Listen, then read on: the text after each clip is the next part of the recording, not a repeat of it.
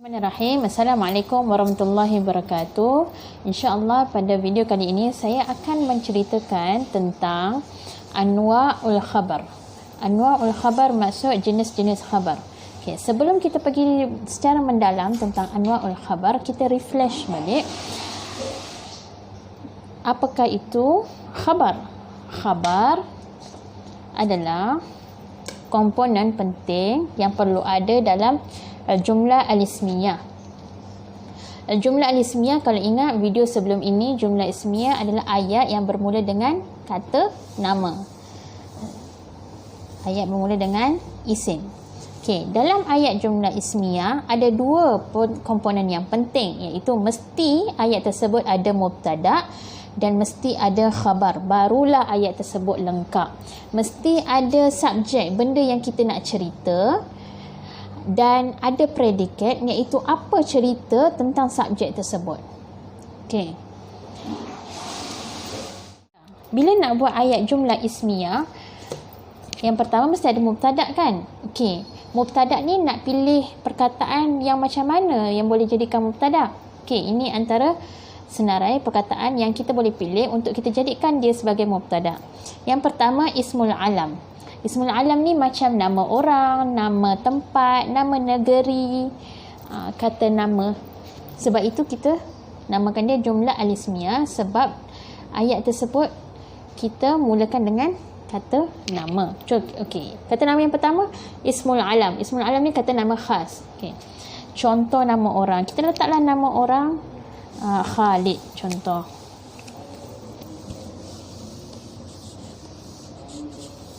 Okey, Khalid. Khalid boleh jadi mubtada dalam ayat. Okey, yang kedua, mudhaf wa mudhafun ilaih, kita jadikan dia sebagai mubtada. Contoh mudhafun ilaih, babul baiti. Okey.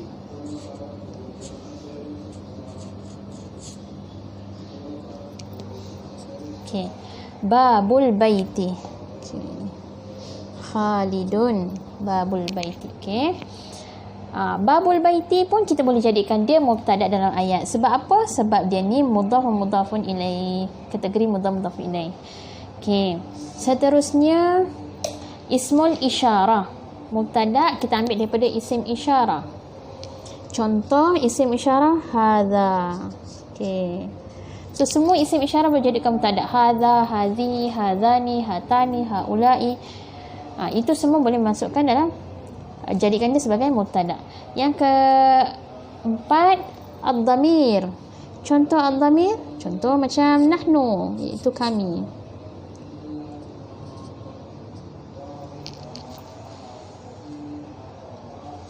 Okey. Ini adalah contoh-contoh perkataan yang kita boleh jadikan mubtada. Ada lagi perkataan komponen yang lain, sebagai contoh perkataan yang ada alif lam. Isim yang ada alif lam pun boleh jadikan sebagai mubtada. Apa-apa isim yang ada alif lam, contohnya kursi kan, kerusi, kita tambahkan perkataan alif lam. Okey, contohnya perkataan yang start dengan alif lam, letaklah al-kursi. Al-kursi, al-kitabu, al-madrasatu. Sebab ada alif lam, kita boleh jadikan dia mubtada dalam ayat. Okey, apa lagi? Selain alif lam, isim isyarah sudah. Isim isyarah hadza, hadhi, zalika, tilka tu pun masuk dalam isim isyarah. Okey, itulah antara perkataan-perkataan yang kita boleh jadikan dia sebagai mubtada. Okey, sekarang ni saya nak lanjutkan lagi kepada perbincangan kita yang sebenar, iaitu khabar. Khabar ni pula boleh datang dalam ada jenis-jenis dia. Sebentar lagi saya akan terangkan tentang anwa'ul khabar, itu jenis-jenis khabar. Sekarang saya akan terangkan tentang anwa'ul khabar, jenis-jenis khabar. Khabar boleh datang dalam dua bentuk, sama ada khabar mufrad ataupun khabar jumlah. Sekiranya khabar mufrad bermaksud khabar tu datang dalam bentuk perkataan, satu perkataan saja, dia bukan datang dalam bentuk ayat. Menggunakan khabar jumlah, khabar, penerangan khabar iaitu predikat. Siapa ingat lagi? Okay, predikat dia ni datang dalam bentuk ayat. Maksudnya dia boleh jadi panjang lah sebab dia ayat kan. Okay. Itu secara umumnya. Okay, kita tengok contoh khabar mufrad. Khabar mufrad, contoh al-mudarrisu mukhlisun. Okay, satu perkataan saja kan, mukhlisun. Okay, al-mudarrisu mukhlisun. Al-mudarrisu adalah mubtada, mukhlisun adalah khabar. Khabar jenis apa? Khabar jenis mufrad. Okay, apa yang penting antara mubtada dan khabar ni? Ada satu syarat yang penting antara mubtada dan khabar, ialah mereka berdua ni mesti sekufu. Sekiranya mubtada ni mufrad, khabar pun mesti untuk mufrad. Sekiranya mubtada ni muzakkar, maka khabar pun mesti untuk muzakkar. Sekiranya mubtada ini untuk muannas, so khabar pun mesti untuk muannas. Okey, sekufu. Kita tengok contoh al-mudarrisu, seorang guru lelaki, mukhlisun, ikhlas. Al-mudarrisu muzakkar, mufrad, satu orang lelaki. Okey, bilangannya satu orang dan jantinnya adalah lelaki. So khabarnya pun sama, bilangan seorang, jantina lelaki. Bila kita tukarkan al-mudarrisatani, dua orang perempuan, dua orang guru perempuan.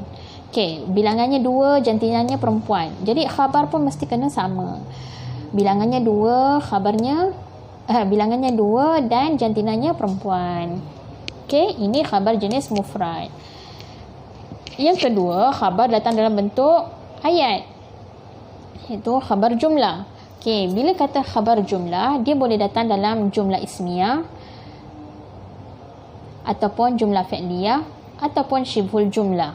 Okey, macam mana khabar yang datang dalam bentuk jumlah ismiyah? Okey, macam ni. Ar-rajulu wajhuhu munawwarun. Ar-rajulu mubtada'. Okey, manakala wajhuhu ni adalah wajhuhu munawwarun ni adalah jumlah khabar jumlah ismiyah. Okay, saya tuliskan yang ini adalah khabar jumlah ismiyah. Okey, wajhuhu munawwarun, yang ni adalah khabar bagi mubtada depan. Khabarnya adalah khabar yang datang dalam bentuk ayat, bermula dengan isim wajhu, mukanya. Lelaki itu mukanya bercahaya. So dia punya perkhabaran dia, khabar dia bermula dengan isim, iaitu muka. Mukanya bercahaya. Okey, macam mana pula khabar jumlah fi'liyah? Okey, kita tengok supaya kita dapat bandingkan dan kita boleh lebih faham. Jumlah fi'liyah, khabar jumlah fi'liyah pula. Okey, contoh ayat ar-rajulu yanamu 'ala sariri. Okey, ar-rajulu mubtada'. Okey, samalah ar-rajulu mubtada'. Okey, selepas mubtada' tu biasanya adalah khabar. Okey, khabar dia kali ini adalah yanamu. Yanamu ni kan fi'il mudhari' kan? Jadi bila khabar dia tu bermula dengan fi'il, maka kita panggil dia khabar jumlah fi'liyah. Okey, so ni mubtada', ini khabar. Ini harfu jar dan ini isim majrur. Okey, nanti selepas ni saya akan i'rabkan satu-satu perkataan. Okey, macam mana pula khabar yang datang dalam bentuk syibhul jumlah? Okey, menyerupai ayat. Khabar yang datang dalam bentuk menyerupai ayat, separa ayat. Okey, contohnya adalah apabila khabar tersebut bermula dengan harfu jar ataupun zaraf. Okey, ini al-kitabu mubtada' kan? Kitabu mubtada'. So ini adalah khabar. Okey, al-kitabu mubtada' dan 'alal maktab adalah khabar syibhul jumlah. Sebab apa syibhul jumlah? Sebab dia start dengan harfu jar. Apa-apa khabar yang start dengan harfu jar ataupun zaraf, maka kita golongkan dia sebagai khabar syibhul jumlah. Okey, sekarang mari kita i'rab khabar jenis mufrad. Okey, contoh perkataan pertama, contoh ayat pertama yang saya bagi tadi adalah al-mudarrisu mukhlisun. Okey, kita i'rab al-mudarrisu dulu. Al-mudarrisu mubtada' marfu' bid-dhammah. Okey, mukhlisun adalah khabar jenis mufrad. Okey, kita i'rab dia adalah mukhlisun khabar marfu' bid-dhammah. Senang saja. Ayat kedua. Al-mudarrisatani mukhlisatani. Al-mudarrisatani i'rabnya adalah mubtada' marfu' bil alif. Li'annahu musanna. Okey. Marfu' bil alif. Sebab dia musanna. Mukhlisatani pula adalah khabar marfu' bil alif li'annahu musanna. Saya harapkan pelajar-pelajar tidak keliru antara maksud khabar jenis mufrad dengan bilangan yang mufrad. Okey. Khabar mufrad boleh datang dalam bentuk bilangan 1 dan boleh datang dalam bentuk bilangan 2 maupun bilangan jamak. Tapi datang dalam bentuk satu perkataan macam ni. Mungkin kalau kita letak dekat sini al-mudarrisuna, sini akan jadi mukhlisuna. So bilangannya jamak, tapi dia masih lagi dalam kategori khabar mufrad. Baiklah, sekarang saya akan terangkan tentang jenis khabar yang kedua, iaitu khabar jumlah ismiyah. Khabar jumlah ismiyah bermaksud khabarnya datang dalam bentuk ayat yang bermula dengan kata nama. Okey, seperti contoh ini, ar-rajulu wajhuhu munawwarun. Ar-rajulu adalah mubtada'. Okey, dan wajhuhu munawwarun adalah khabar. Ayat datang dalam bentuk ayat. Khabar ni datang dalam bentuk ayat. Wajhuhu munawwarun merupakan khabar bagi ar-rajulu. Okey. Okey, jelas? Okey, saya kata tadi khabarnya datang dalam bentuk ayat. Jadi bila kata dia datang dalam bentuk ayat, dia ni sendiri ada mubtada' khabar. Jadi dalam ayat khabar ni, dia ni sendiri satu ayat yang lengkap. Wajhuhu adalah mubtada' dan munawwarun adalah khabar. Dia ni sendiri ayat yang lengkap. Ada mubtada', ada khabar. Jadi kita sebabkan ada mubtada', ada dua kat sini, so kita namakan sini mubtada' 1, yang ni kita namakan mubtada' 2. Okey. Jadi ini khabar 2, khabar bagi mubtada' yang ni. Okey, kita samakan. Okey, macam mana? Wajhuhu adalah mubtada', munawwarun adalah khabar. Mubtada' dan khabar ni pula merupakan satu ayat lengkap yang menjadi khabar bagi mubtada' ar-rajulu. Okey. Makna kata satu ayat pendek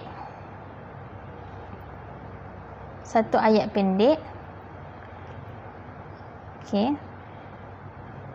berada dalam satu ayat yang panjang. Dan ayat ni sendiri lengkap. Okey. Ni ayat panjang. Ini ayat yang pendek. Ayat pendek berada dalam satu ayat yang panjang. Macam itulah. Okey, saya akan berikan contoh ayat yang kedua supaya dapat dibandingkan dan lebih difahami. Sekarang saya datangkan contoh ayat yang kedua. At-talibatu ismuha Zainab. Okey, at-talibatu adalah mubtada' dan ismuha Zainab ini merupakan khabar bagi mubtada'. Okey. Dan khabar ni sendiri adalah ayat yang lengkap. Bila kita kata ayat yang lengkap dalam bentuk jumlah ismiyah, bermakna dia ada mubtada dan khabar dia sendiri. Jadi ismuha ni adalah mubtada yang kedua, dan Zainab adalah khabar yang kedua. Khabar bagi yang ni. Ini khabar bagi yang ni. Tapi ayat ni pula khabar bagi yang ni. Boleh faham? Zainab menjadi pelengkap cerita bagi mubtada ni. Tapi ayat yang ni menjadi pelengkap cerita bagi mubtada yang pertama. Baik. Okey. Saya akan berikan i'rab ayat ini dalam bahasa Arab. Baiklah, berikut adalah i'rab bagi ayat ar-rajulu wajhuhu munawwarun. Ar-rajulu mubtada marfu' bid-dhammah, sebab itu dia bagi depan. Wajhuhu kita boleh bahagi dua, satu wajhun dengan ha dhamir dia bercantum mudhafun ilaih. Jadi wajhun dulu mubtada marfu' bid-dhammah wa huwa mudhaf. Dia ni mubtada marfu' bid-dhammah dan dia adalah mudhaf. Al-ha, ha yang ni adalah dhamir, dia tu dhamir mabni ala dhammi fi mahalli jarrin mudhafun ilaih. Dia ni mudhafun ilaih dalam. Okey, kemudian munawwarun adalah khabar. Tadi kalau kita ingat dia ni khabar bagi yang ni kan. Okey, dia khabar marfu' bid-dhammah. Okey, sekarang ni kita kena i'rab wal jumlah. Ayat ni adalah khabar bagi ni. Macam mana nak cakap? Kita sambung i'rab kita. Wal jumlah. Allah. Okey. Wal jumlah. Jumlah apa? Wal jumlah al-ismiyah. Ini belakang ni adalah jumlah ismiyah kan? Ya. Wal jumlah al-ismiyah. Jumlah al-ismiyah wal ismiyah wal jumlah al-ismiyah fi mahalli raf'in khabar li mubtada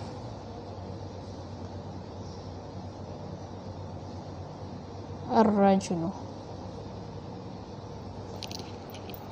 Okey. Selepas kita i'rab ni mubtada, ini khabar, kena i'rab ini jumlah ini adalah khabar bagi ni. Okay, jadi wal jumlah al-ismiyah fi mahalli raf'in khabar li mubtada ar-rajulu. Okey. Sekarang saya akan terangkan tentang jenis khabar syibhul jumlah. Syibhul jumlah maksud separa ayat. Dia menyerupai ayat tapi dia bukan ayat yang lengkap lah. Dia separa ayat. Syibhul jumlah. Okey, di sini contohnya adalah al-kitabu 'alal maktabi. Al-kitabu 'alal maktabi.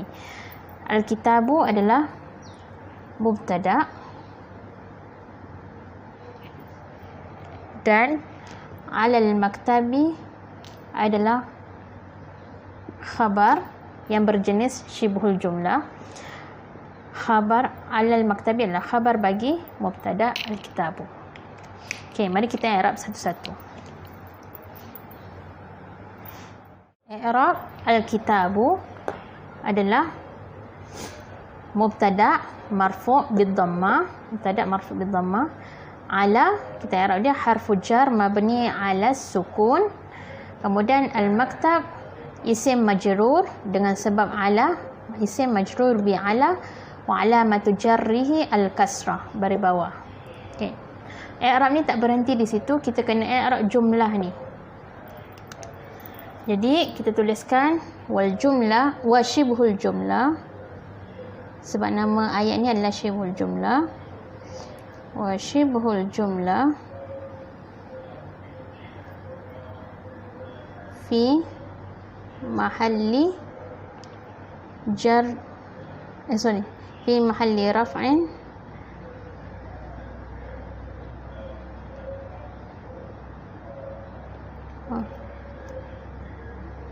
mahalli raf'in khabar. Okey. Wa shibhul jumlah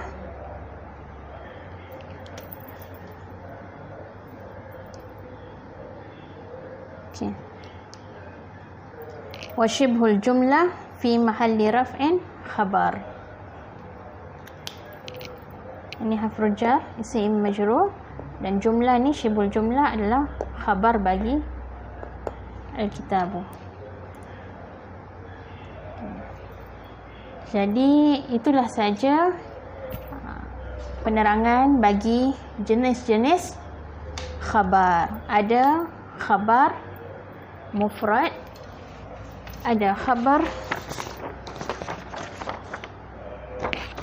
jumlah ismiyah, ada khabar jumlah fi'liyah, dan ada khabar shibhul jumlah. Sekian itu saja daripada saya. Assalamualaikum warahmatullahi wabarakatuh.